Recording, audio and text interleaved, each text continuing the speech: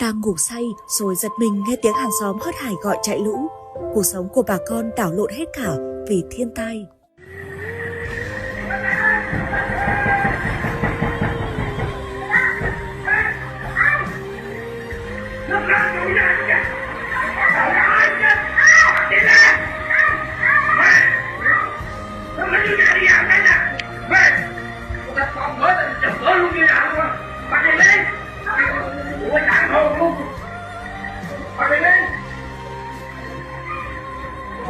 Không chờ cái gì nữa, không chờ cái gì nữa, chạy đi nữa, chạy đi nữa,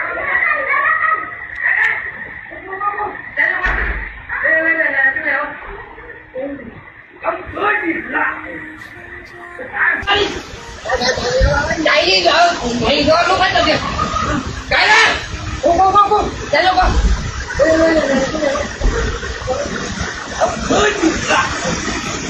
xã hộ không thôi từ từ mình đi xuống đừng lo kìa chạy đi không cho ra em đâu đây con đi ơi con đi lên cứ đều ơi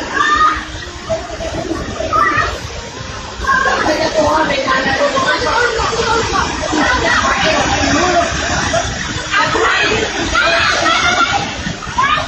Ghiền Mì Gõ để không bỏ lỡ những video hấp dẫn.